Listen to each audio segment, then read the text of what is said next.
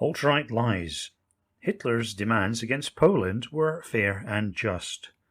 By Colin Liddell. The dissident right is never going to go anywhere until it sorts itself out and does a lot of basic house cleaning. Of course, some people in the dissident right, the Nazis, shills and feds, at Countercurrents, The Right Stuff, Scanza Forum, etc., don't want this. For their various reasons, they love wallowing in all the shit and junk that the dis-right has accumulated over the years. In fact, they find it positively cozy. But any serious dissident writer has to take a different view and focus much more on basic house cleaning and movement hygiene. So, what exactly do I mean by house cleaning? What I am referring to are the large number of toxic and false narratives and fake memes that have polluted the dissident right's worldview and which make it susceptible to being marginalized, deplatformed, and ignored by its enemies, while also separating it from its natural audience, normal people concerned about the toxic nature of the modern West. In the context of the dominant modern religion of wokeness, the main problem the dissident right has is its witting and unwitting association with Hitler and Nazism, something I have been highlighting now for literally a whole decade. This link is enforced often by bad actors through an interlocking web of lies and false memes. This is what this series of articles, Alt-Right Lies, is designed to counter. One of the most recurring false memes used to promote Hitler association in the dissident right is the lie that Hitler's demands against Poland in 1939 were entirely fair, just, and reasonable, and that by refusing to negotiate and accede to the Führer's demands, Poland and its British backer were the true instigators of World War II.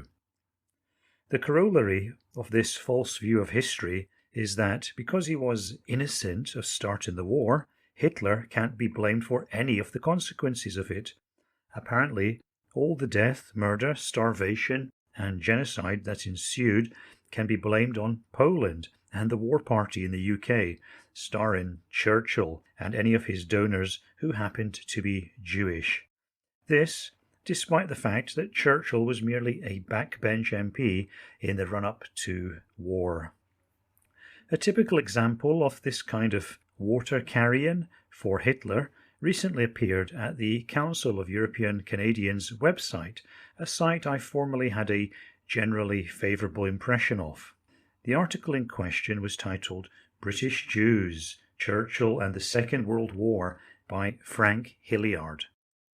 Yes, they literally think that they can help save Canada from mass immigration and racial replacement by associating their nationalist message with Hitlerist crap like that.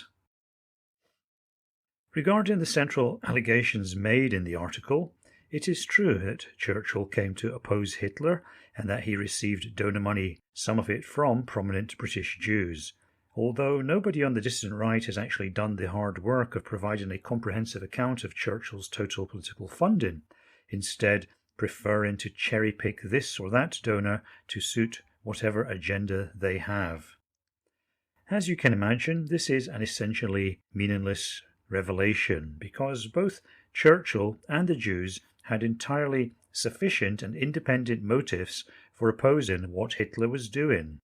Hitler's career was a threat to Jews, but also to the British Empire, which had spent a fortune in blood and money to curtail German aggression and expansionism 20 years previously.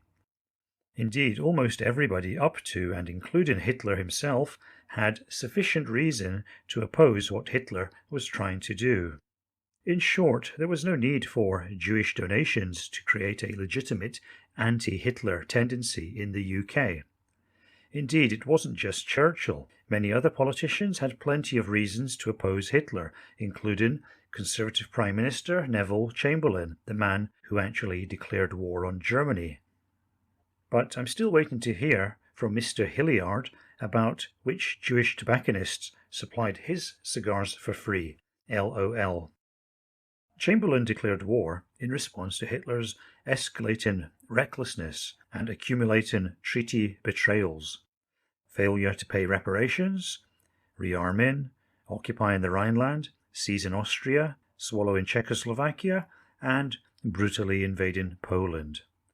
Also, it should be pointed out that several German generals and politicians who had extremely limited access to the Jewish tobacconists Mr. Hilliard mentions were strongly opposed to Hitler's actions, even to the point of plotting to kill him. Contrast Britain's very real interest in halting the aggression of a potentially dangerous near neighbour with America's own pointless overactivity in the Middle East in recent decades. No real US interest has been served by America's massive military involvement in places like Iraq, Afghanistan, and Syria. Compared to that, the UK had every interest in ensuring that Hitler's career of reckless expansion was brought to a halt. This was a vital interest of the entire British people. A Hitler-dominated continent was a major threat to Britain's independence, way of life, and very existence, as indeed it was to that of all Germany's neighbours, and to Germany itself.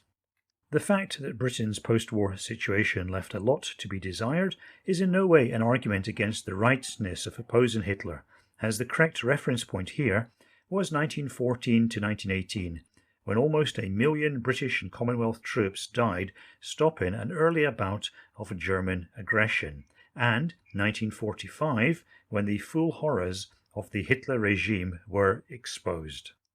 But the main problem for those like Hilliard, who support the idea that Hitler's demands were somehow fair and just, is that they place themselves in a weak and contradictory position.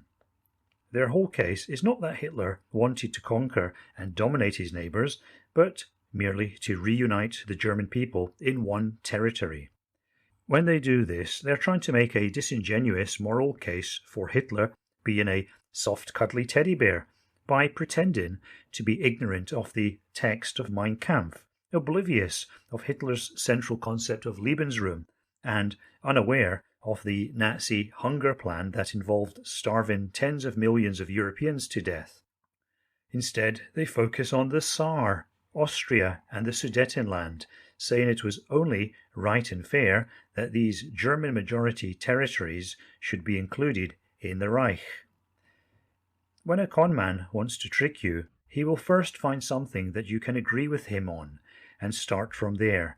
Yes, you'll agree, Germany had a right to take back those territories, as most of the people there were Germans. It is on this basis that Hitler apologists like Hilliard and Paul Craig Roberts of the Unz Review, whom Hilliard quotes in his article, proceed, making the false case that Hitler's demands against Poland were juster than just, whiter than white, and fairer than fair. Quote, Hitler's program was to put Germany back together again. He succeeded without war until it came to Poland. Hitler's demands were fair and realistic, but Churchill, financed by the focus group with Jewish money, put such pressure on British Prime Minister Chamberlain that Chamberlain intervened in the Polish-German negotiations and issued a British guarantee to the Polish military dictatorship should Poland refuse to release German territory and populations. End of quote. Wow, what a stand-up fellow this lowly Austrian corporal was. Hilliard is then drawn out into the open in the article comments. Quote, Germany's decision to invade Poland followed a year of fruitless negotiations between Germany and Poland over transit rights between Prussia and East Prussia. The rights being requested were over the Danzig Corridor, which was created by the Treaty of Versailles out of almost all of Posen and West Prussia. Germany wasn't asking for all its territory and people back, it just wanted a road and rail corridor across the strip and the ethnically German city of Danzig. British involvement in these negotiations stiffened the back of the Polish regime, which turned down all compromises. What did any of this have to do with Britain or France? Nothing. End of quote. Yes, this is the Me Corridor argument, Hilliard wants to minimize Hitler's demands at this point to exonerate him of his crimes later on and the insane ambitions detailed earlier in his own book, Mein Kampf. But he has also unwittingly involved himself in a logical trap. If Adolf's demands were so trivial and innocuous, surely it was totally disproportionate to A. do a dirty deal with the genocidal Soviet Union, and B. invade and crush an entire European country when they were turned down. Yes, Hitler decided that millions must die merely over the status of a slightly more convenient delivery route to East Prussia. Declaring war over that is like murdering somebody just for looking at you the wrong way. The Meuse corridor argument is thus nothing more than a confirmation of the widely held mainstream view that yes, Hitler was a psychopath, and his regime was a totally unhinged and dangerous one. Hilliard's pathetic attempt to downplay Hitler's demands thus becomes its own justification for total war against such a dangerous monstrosity, someone who could so easily fly off the handle and start a major war merely because of disagreements over a train timetable. Indeed, if Hitler had in fact had really substantial grievances against Poland, that would have made his violent actions of September 1939 look all the better, as no one blames a deeply provoked man for resorting to violence. Hilliard is obviously too dim to realize what a hole he has dug himself into by pretending that his hero just wanted a nice little railway connection to East Prussia. Hardcore Hitler apologist Paul Craig Roberts is not quite as stupid as that. Instead, he pretends that Germany had much larger grievances against the dastardly Poles, even talking about Poland holding German territory, by which he presumably means the territories transferred from the German Empire to Poland after World War I. After the German army was crushed in 1918 and the hard-pressed German people rose in revolt, Germany surrendered and was at the mercy of the Western Allies. The obvious solution to prevent a repetition of the horrors of World War I would have been to impose something like the unjustly infamous Morgenthau Plan, namely returning the German people to a multi-state condition overseen by the Western Allies. That would have had a much greater chance of ensuring a lasting peace. Instead, the Allies, rather too magnanimously, in my view, decided to maintain the unitary German state, making only a few border adjustments. In accordance with President Wilson's principle of self-determination, these were largely based on who the dominant ethnicity was in a particular area. On the eastern border, the region of West Prussia, Poznan, and Pomorze provinces, long part of the Kingdom of Prussia, was given to the new Polish state.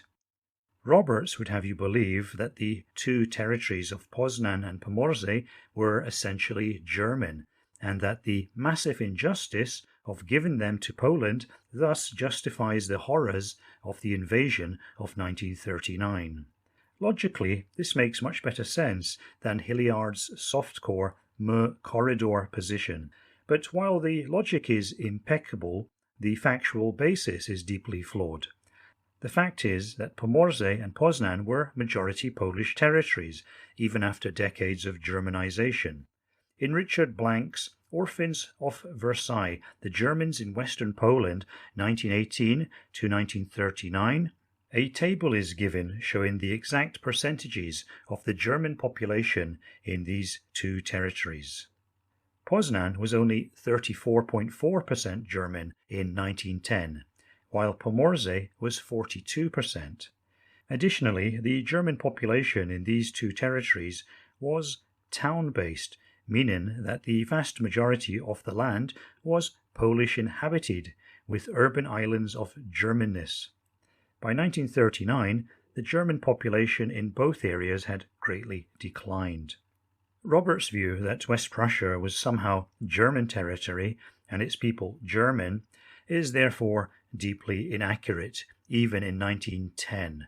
In fact, the new borders drawn up between Germany and Poland actually included substantial Polish majority areas on the German side of the border, namely in Silesia and Masuria, southern East Prussia. The Polish-speaking population in these regions voted to remain in Germany for a mixture of reasons, including their partial Germanization, the Soviet attack on Poland in 1920, and greater welfare and economic prospects in the new Weimar state. However, as you can see on the map above, the town-by-town population tables, and the map below, not only was West Prussia majority Polish, but so too was the entire Polish Corridor territory. But even if it hadn't been, this was such a vital piece of territory for the new independent Poland that it should have been given to Poland anyway, in order to ensure its access to the sea and thus its true independence. Without that link to the sea, it could have been bullied and blackmailed by Germany. Nevertheless, just by sticking to President Wilson's principle of self-determination, the Polish corridor could be awarded to Poland. The German government didn't even ask for a plebiscite because it knew it could only lose and thus strengthen Poland's claim to the area, which was clearly strong enough already. But why did Hitler need a corridor through the Polish corridor to East Prussia anyway? The simple fact is that he did not. East Prussia was perfectly accessible to the rest of Germany via the Baltic Sea. Now, the remnants of East Prussia, the Kaliningrad Oblast, belong to Russia, but no one calls for a Putin corridor through Belarus and Lithuania to link it to the rest of Russia. Hitler's whole position had no moral basis and was simply an attempt to provoke a one-sided war with Poland that he hoped the Western Allies would stay out of, so that he could push towards his ultimate plan of invading vast swathes of Eastern Europe, starving its people and replacing them with Germans. If you are going to defend Hitler, that is the point you are going to have to start at. So please stop wasting time with corridor arguments or faulty West Prussian demographics.